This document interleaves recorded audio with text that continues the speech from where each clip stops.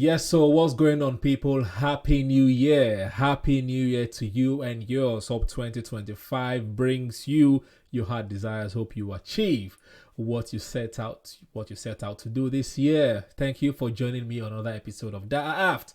In this one, I'm going to give my reaction to Brentford 1, Arsenal 3. Arsenal kicks off the year with a bang, with a stunner. I call it a stunner because what we did was literally stun Brentford. It is another day, another game of the performance was not the best, but we will take the 3 points and the 3 goals. Okay, now the starting 11 was okay. It was good to see Calafiore back in the starting 11, even though I kind of question why is Miles Lewis Kelly losing his place back. I understand Calafiore is the senior player. Miles was just backup, and you don't want to throw him in the deep end too much, rely on him too much.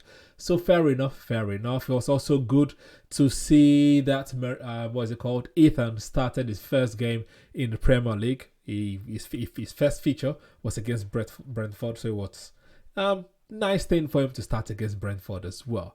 But I think that is where some of the positives in the game, apart from the 3 points and the 3 goals and that.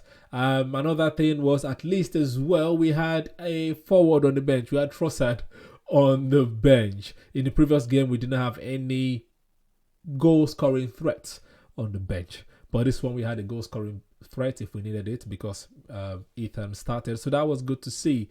But Havertz was ill, so that was a negative or a positive, who knows. Hopefully he's all right for the Brighton game. But in the first 10 minutes, Brentford gave us possession. They did what most Premier League teams do when they come to face Arsenal. They set up in the defensive shape, sat back and expected, waiting for us to come and break them down. I think in the first 10 minutes, we had about 83 or 87% possession to their 13%. That was the stat I saw on the TV at the time, which shows how much they let us have the ball. We're just passing from side to side, backward, and the only person and people that were doing something to drive was Gabriel Jesus was driving a lot. Odegaard was driving a lot, as well as Thomas Partey intercepting passes and making things tick. But I was quite worried because I was thinking, oh my God, it's going to be another game. But I didn't think that we were going to lose. I always thought Arsenal was going to win this game because in my preview, I already mentioned that we've met each other in the Premier League before this game 6 times. They've only won once. So I knew we were going to win, but I didn't just want another dry, boring, long game as it was against Ipswich. And I'm glad it wasn't the case because they scored first. And we showed some resilience to come back. Actually, after they scored, they ditched their defensive shape and they opened up to their own detriment. Okay, once they opened up, we began to have joy, began to play and pass the ball around. In fact, their goal was against run of play. Their goal was the one that made us, or reminded me, that Calafiore is not a good defender. Okay, he's good going forward. Like I think I've mentioned this before. He's a better version of Zinchenko going forward, but defensively, it's not that great, just like Zinchenko is. But anyways, they scored the goal. Mbeumo spun him, scored the goal. David Raya was caught slipping. I think he was expecting the ball to go the other direction or something. He was flat-footed and he was beaten in his near post. I think he could have done something, but that was the only stunner from them in the game. Okay, when they scored, they began to purr. Like I said, they were huffing and puffing, and they thought they had the ascendancy, and we hit them with a sucker punch goal. We sucker punched them because they had their shot, and David Raya made a double save.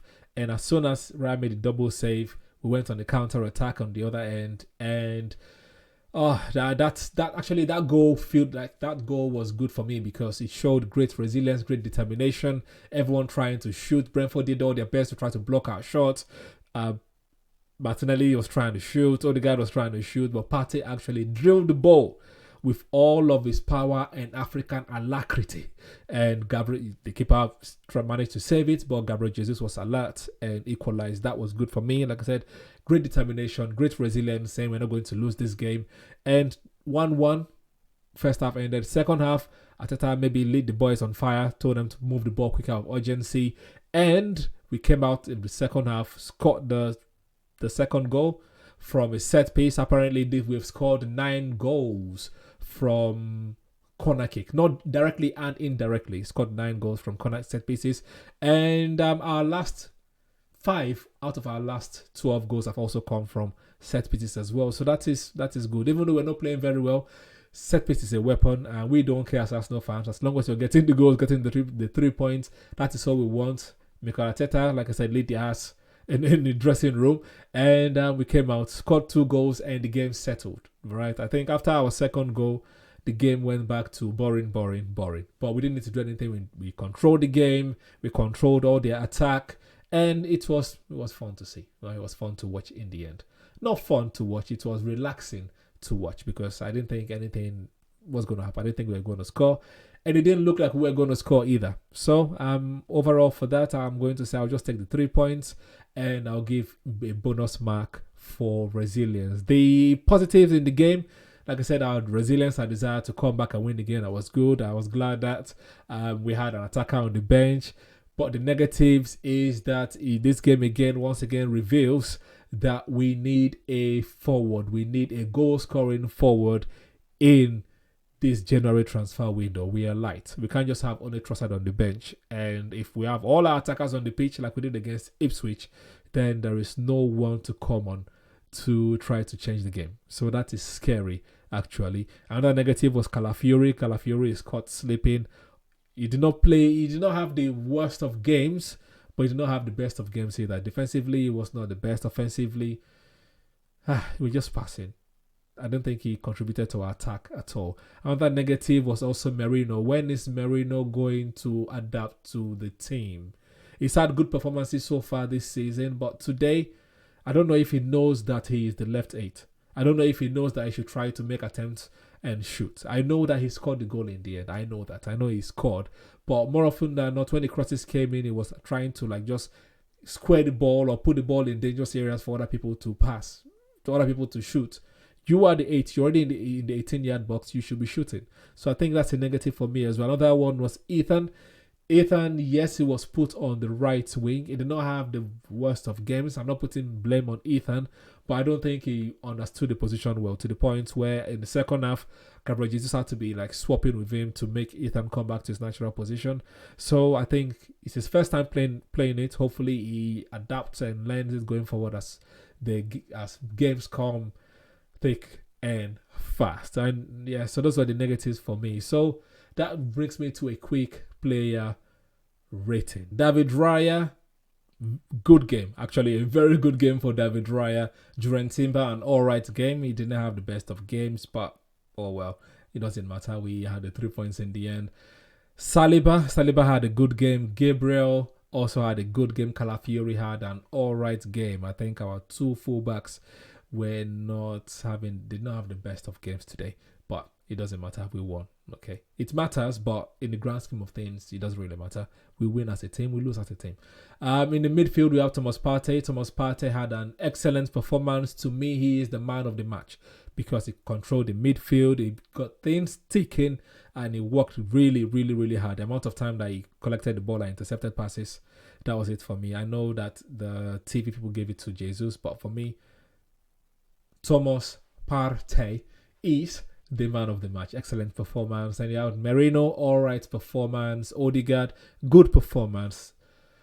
On the right, Ethan, I would say overall, I would say an alright performance for Ethan. Gabriel Jesus, very good performance, and Martinelli, very good performance as well. The subs that came on, Miles Lewis Skelly, alright performance. Trossard, alright performance. Jorginho, alright performance. Declan Rice, alright performance. And Zinchenko, alright performance. The manager, I'm going to give a good performance because he managed the game well, managed the team well for today's game. Can't complain. So good performance for him. Those are the player ratings for the game. But you guys, let me know what you think in the comment section below, and if we actually need a forward or not, or we can make do, you guys let me know. And while you're scrolling down, please press the like button. That will be very, very helpful for us. And subscribe if you're new to the channel or you're yet to do so. Stop waiting too long. Press the subscribe button as we give you more Daft, more football content. Until the next time, please stay safe. Check out Scatter Yarn podcast right here on the channel, where we discuss how society influences people's behavior and some fun topics we've been discussing, and more to come as well in 2025. Okay, until the next video, stay safe, stay curious. Come on, you gunners. Psst, psst. Oi, subscribe. Press subscribe. Thank you.